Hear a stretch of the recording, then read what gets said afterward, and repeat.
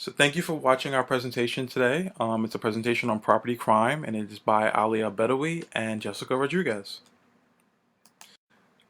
Property crime in and of itself refers to any illegal act in which someone definitely and intentionally takes or damages the property, which can include cash, of another person. It usually requires the simultaneous interaction of at least two of the three elements: one or more offenders, one or more suitable property targets, or the absence of effective guardians. Property crime in and of itself does not involve force or the threat of force against a person. Anytime force is used, it usually is the crime is shifted into another category. Like, for example, robbery, in which someone is violently harmed or injured, usually takes it into like a violent crime offense, and it faces other types of legal consequences. The only exception is arson. Based on the FBI's categorization of property crime, arson is the only property crime in which force can be allowed because arson victims may be subject to force.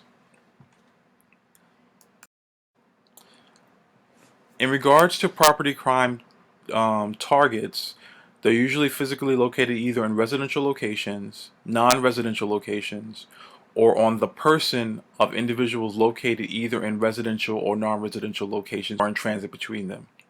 Essentially, what this means is that property crimes can occur either at someone's home, someone's workplace, someone's school, or if you're in transit somewhere, if you're going to the store, if you're going to the airport, or you're going wherever, and someone takes, maybe steals your wallet, or steals something out of your bag, or steals something from your luggage, for example. All these type of things are categorized as locations in which property crimes can occur. That's essentially what it refers to. In the United States has like specific legal categorizations of property crimes, and they focus mainly on burglary, larceny, motor vehicle theft, and arson. Depending on the country where you're at in the world, the categorization of property crime can vary, but as we are in the United States, that's what we're going to focus on, these specific legal categorizations. Property crime criminal offenses are typically divided into two groups. The first group is destroyed property, so which includes arson, which is something that's burnt down to the ground, or a fire that's been started in the building with the purpose of burning it. Vandalism, in which you maybe graffiti or you deface a property, for example. And then stolen property, which pretty much refers essentially to everything else within the property crime categorization. There are two main crime data collection agencies within the U.S. The first one is the Uniform Crime Reports, or UCR, which is a subsection of the Federal Bureau of Investigation, FBI, and the National Crime Victimization Survey, or NCVS, of the Bureau of Justice Statistics. The UCR typically separates property crimes into two indexes. Index 1 property crime offenses refer to four offenses. The first one is burglary, which is the attempted or completed unlawful entry of a structure to commit an offense therein. Usually, when you're attempting to steal something from a property that you don't own. Larceny or theft, which is the actual unlawful taking of said property or cash from the possession of another by stealth, without force, deceit, or illegal entry. So even though burglary can have the intention of theft, it is still separate from theft or larceny. Motor vehicle theft is usually a different section than just theft in and of itself. Motor vehicle theft basically references stealing or unauthorized taking of motor vehicles, including even attempted thefts of motor vehicles. Arson is the willful or malicious burning or attempting to burn, with or without intent to defraud, a dwelling, house, public building, or motor vehicle. Interestingly, the NCVS does not include arson within its categorization of property crimes. Index 2 property crime offenses typically refer to bribery. Bribery is the offer or acceptance of property or money in exchange for influence on a government or public official or employee. Counterfeiting, forgery, which is making, altering, uttering, or possessing with intent to defraud. Vandalism is the willful destruction or damage to a person's property without the consent of the owner. Embezzlement, which is the unlawful taking of property or money entrusted to one's care. Extortion, which is the use of threats to obtain the property of another person. But this does not include force. It can't include force. Once it includes force, it's not a property crime, it'd be a different offense. And then lastly, fraud, which is the misrepresentation of fact to gain property or money. In regards to the history of property crime, there have been many different explanations and theories regarding the occurrence of property crime, and it's changed relatively significantly over time. Early discussions, especially within the United States, focused on the physiology or psychopathology of the offender. People thought that it might have been like related to some sort of mental illness. However, by the mid 20th century, major events like the Great Depression and the World Wars changed the focus to social factors as the profile of the property offender changed. As I said, there have been many different theories. Some of the primary ones was income inequality and unemployment. Essentially, this means that decreased access to goods and services for the poor in comparison to the wealthy creates a need-based response in which property crime is used to cure economic deprivation, social protest, for example, unemployment, or feeling the need is the pressure to be successful. All these different factors the need to commit property crimes. However, this isn't consistent across all geographical or social conditions. For example, high property crime tends to occur in urban areas with high population concentration. It's more moderate in smaller or less crowded locations, and there's little to none in rural or small towns. However, as I said before, this isn't a hard and fast rule. There can be variations to the levels of property depending on other factors in a particular community. The research into this area hasn't always been consistent. This is primarily due to the lack of consistency in regards to the methodologies used in research. Um, Some other factors in regards to property crime, the typical profile is lower class, young, unskilled, semi-skilled male. Interestingly, male offenders commit Index 1 and Index 2 crimes, while female offenders tend to be shoplifters specifically. Now, I mean, historically, this is what the profile tended to be. However, female offenders are increasingly taking on other property crime offenses, obviously, but I mean, they still tend to be shoplifters. Whites tend to commit property crimes more than any other racial group, but Americans are disproportionately arrested for Index 1 offenses. Also, the level of blacks and the poorly educated are disproportionately affected in regards to robbery rates as well. Once again, various socioeconomic factors or variables affect property crime and the who will offend. Poverty, low family ties, or even tourism to a particular area. All of these different things affect property crime. Age is also a factor in regards to property crime. Researchers often link age to property crime by asserting that younger individuals have a relatively high endowment of the physical skills needed to commit property crime, and low endowment of physical education, job training needed for legal employment. Associated with crime due to loss of parental control, lack of responsibilities, and peer pressure. All these type of things may result in the young feeling a higher need to return to crime um, if they have no options, or no, they feel like they have no future. Also, additionally, if they don't feel that they're going to be penalized severely if they're caught because of their youth, these type of things may encourage them to commit property crime as well. Here are some statistics in regards to property crime rates. In the first table, you can see that juveniles tend to commit property crimes at a much higher rate than adults, except when it comes to burglary and motor vehicle theft. Um, it could just be that they maybe lack the skills to adequately commit those particular offenses, which may be the reason why that adults commit burglary and motor vehicle theft at a higher rate than juveniles.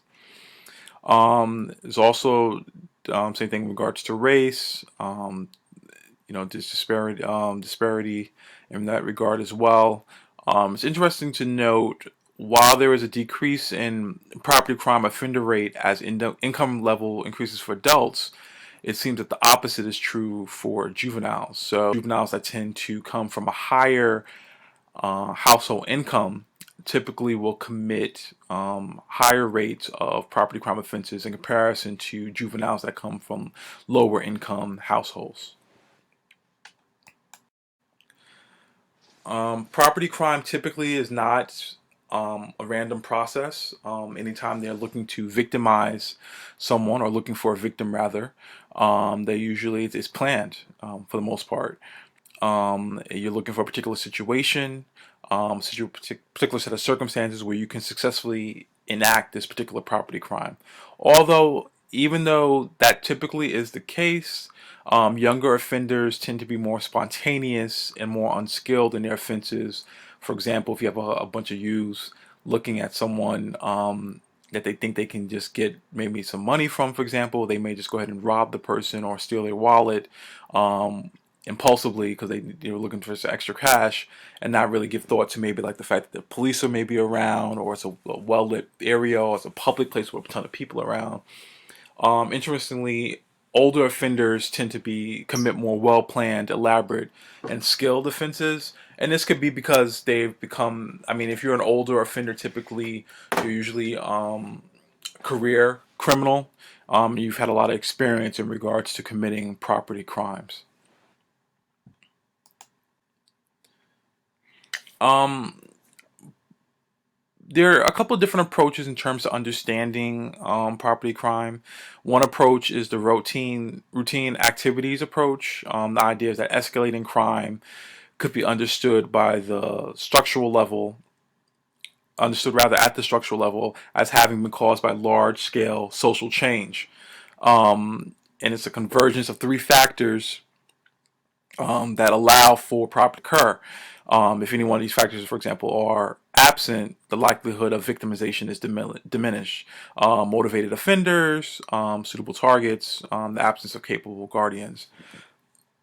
Interestingly, it's a fundamental shift in American lifestyle after World War II, in which personal affluence, the accumulation of household property rose, with an increasing tendency for members of society to spend lower proportion of their time in homes, or so they didn't have like a predictable routine. They weren't home as much, so therefore it was more probable that a theft of property would occur because you weren't home, so people could case your house, for example, and determine when you weren't there and when it'd be suitable for them to kind of commit a property crime offense.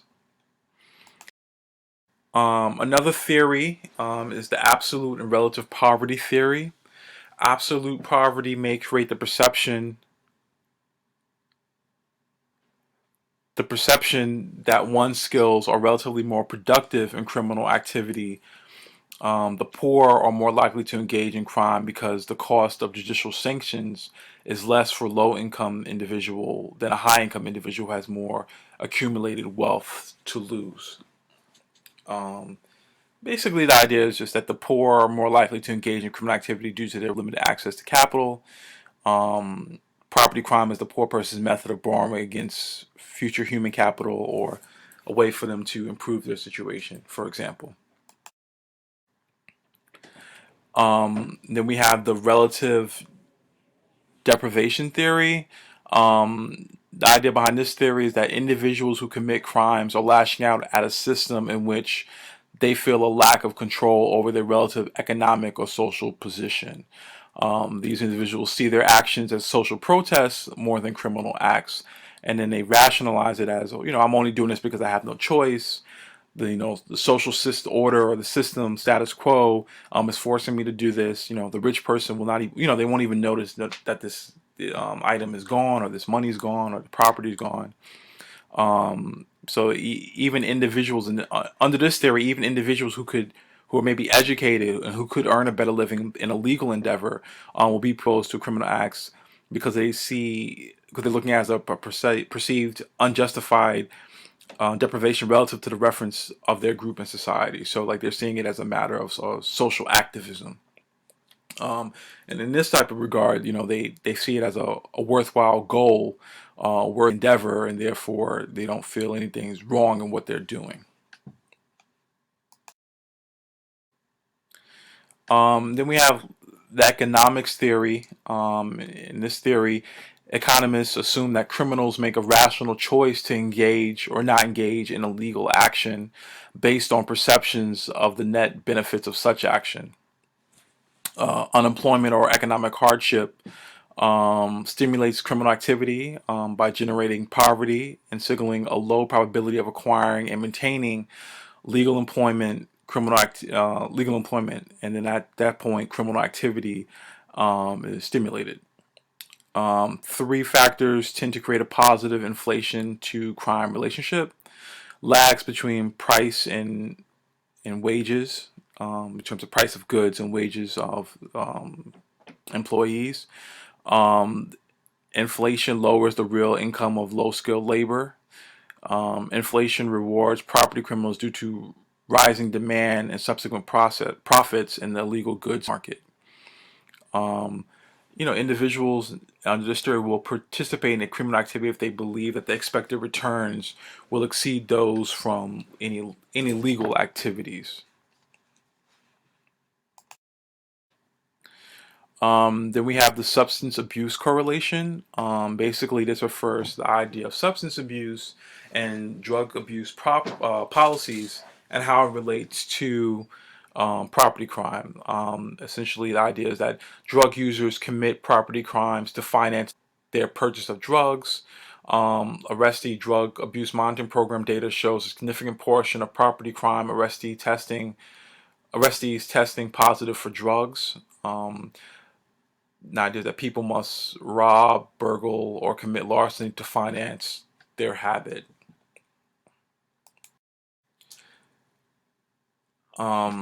Boosting, which is a street term for shoplifting or theft, um, is the common method abusers use to support their habits. Shoplifting um, tends to begin early in adulthood with the onset of drug abuse and tends to continue throughout the drug career of the substance abuser. The illegality of substances creates a cyclical behavior. Essentially, you know, goods are stolen to finance their drug purchases. These goods are sold on the black market for a fraction of the retail value. Inevitably, the prices of drugs go up, requiring users to acquire greater resources. Um, Participating in this type of behavior makes steady employment difficult. This submits users into the criminal subculture, thus socializing with antisocial peers who encourage the drug activities and thus beginning a cycle all over again. Um,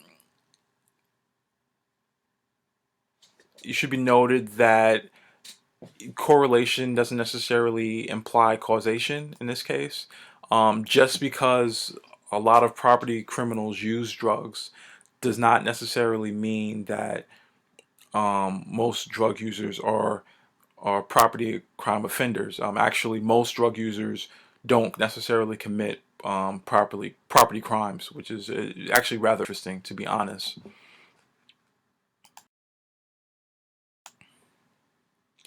The family and community structure definitely play a role in regards to property crime. Neighborhoods with social disorganization, a lack of social cohesion, and a lack of collective efficacy, all certainly play a role in increasing property crime. You have a growing percentage of employed single parents and two-career households, which has increased property crime because of the fact that simply no one's at home to protect their property. Community disorganization increases crime by impeding the ability of the community to control deviant behavior. And then, in general, as more and more people in a particular neighborhood are involved with crime, it encourages increased criminal activity through social interaction, which criminals get to know each other, or possibly they decrease possibilities of detection, so they know where to look for, who to look for when the police are patrolling the neighborhood, so on and so forth. It should also be noted that population density, residential mobility, the racial makeup of the neighborhood all have effects on social control, and depending on how these factors interact with one another, they can also contribute to property crime levels as well. There are a couple of sociological theories in regards to property crime. Low guardianship and social control generate opportunities to learn criminal behavior, thus leading to an increased amount of criminal activity. So basically, if you have a child and no one's home, no one's watching the child or reinforcing positive behavior, then they're more likely to end up getting caught up with the wrong crowd and engaging in certain activities that may lead to them joining a gang and committing robberies or thefts or arson, so on and so forth. Under the social control theory, the likelihood that a person will engage in criminal behavior is attributed to the weakness of the individual's ties to a conventional society. A person basically is not motivated to engage in deviance if elements of the social bond fail to constrain behavior effectively. So if they're not, if they don't feel like they're going to receive any penalty, or they're not being punished for not being a positive member of society or being active, or that their deviant behavior is going to be criticized, and they have no reason to stop said deviant behavior, and thus they continue on with property crime. In regards to overall statistics, both the UCR and CVS have reported an overall decrease in overall property crime levels since 1974. Been just an overall decrease in trend. I don't know if it's a result of changes in the economy, but there definitely has been an overall decrease in the overall statistics.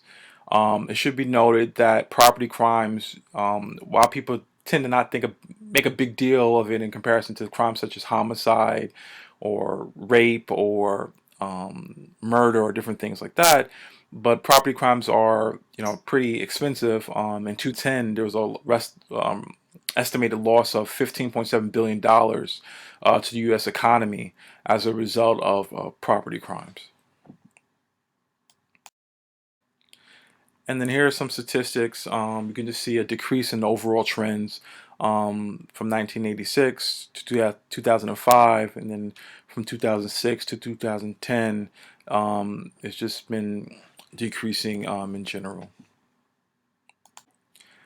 It should be interesting to note that in regards to reporting property crimes, um, automobile theft tends to be the most reported. Robbery is second, about 53%, and household burglary is last at like 48%. Um, Individuals typically will fail to report a crime if they feel like no response is going to occur or nothing effective is going to happen from them reporting the crime. This could be a result of previous experiences with the criminal justice system, personal prejudice. It also could be linked to the insurance status of any item stolen, which is probably the reason why automobile theft is the number one property crime reported, probably because like insurance covers it. It's easy to track a car in comparison to maybe some other things such as robbery or household burglary, for example. Um, Property time, it definitely has negative consequences. You have the fear of robbery, burglary, and theft, which promotes insecurity and anxiety. Consequences of these fears are detrimental, including avoidance, protective behaviors, distrust, decreased social interaction, and possibly self-harm. Property crime may discourage home buyers, inhibit local regeneration of a neighborhood, and lead to a downward spiral in neighborhood status. As you would assume, areas with high unemployment and crime acquire poor reputations. So people, shops, and employers leave, and as people move out, you result in high turnover and empty homes, and which creates more opportunities for crime, vandalism, and drug dealing.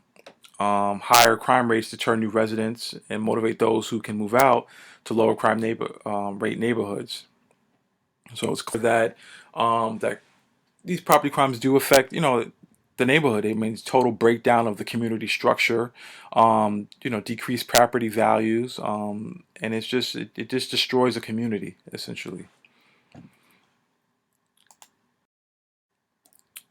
In regards to the standard solutions for property crime, anytime you see politicians talk about it or people in the neighborhood, so on and so forth, everyone always says, increase funding for law enforcement and prisons. Problem is that incarceration in and of itself does not really deter offenders. It's a habitual behavior that typically develops, and just being locked up in jail is not going to do anything by in and of itself. Some alternatives would be maybe punitive damages. Anytime someone commits a property crime, that they have to pay a large fine, and that could be a possible deterrent.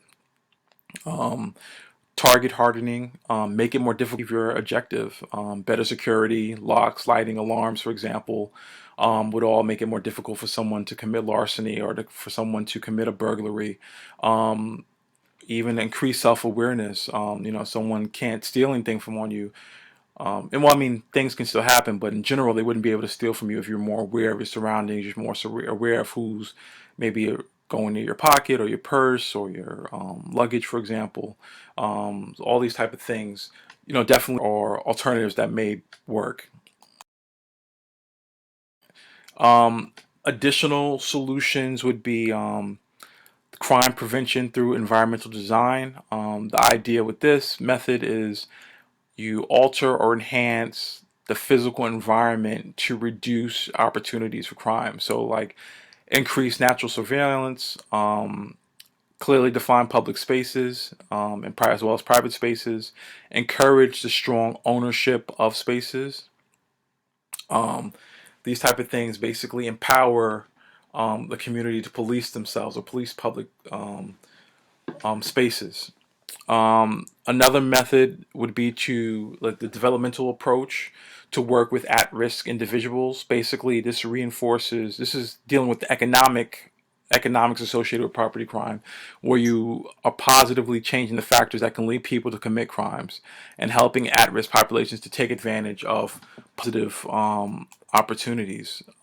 Basically, you encourage them to help them acquire skills, go to workforce, maybe for example, like in New York City, maybe college prep programs or college programs in which they can um, feel more encouraged about being successful in other opportunities that may not, where they don't have to do something illegal.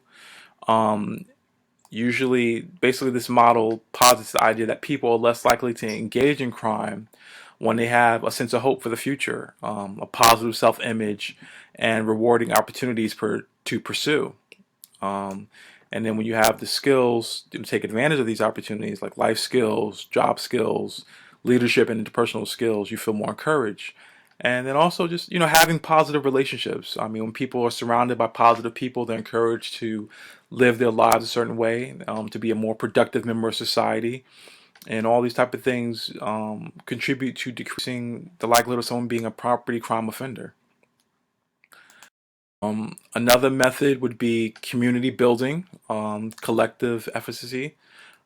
Basically, collective efficacy is the degree to which residents know each other in the community, and they rely on each other to resolve community issues. Um, Research has shown that there's a direct correlation between lower levels of collective efficacy and higher levels of violent crime. So basically, you're an idea of building relationships among residents and helping residents work together on efforts to help them establish some control over their environment.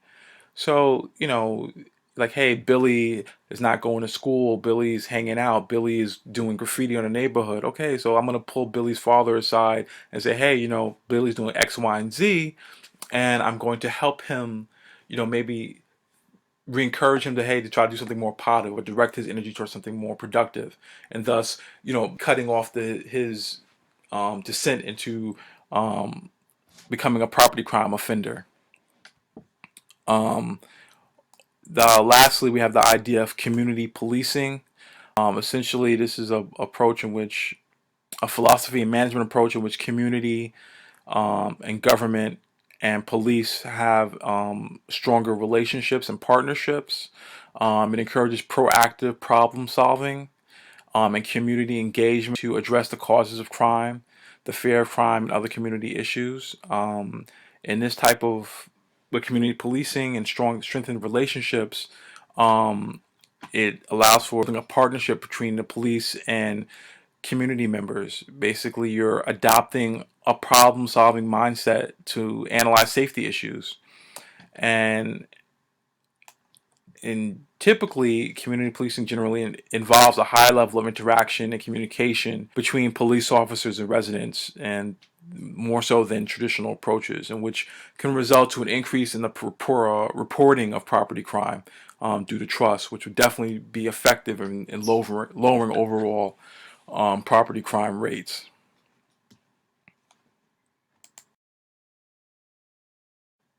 So these are some questions that I'm going to post below the YouTube link on the Blackboard group. And this is another set of questions.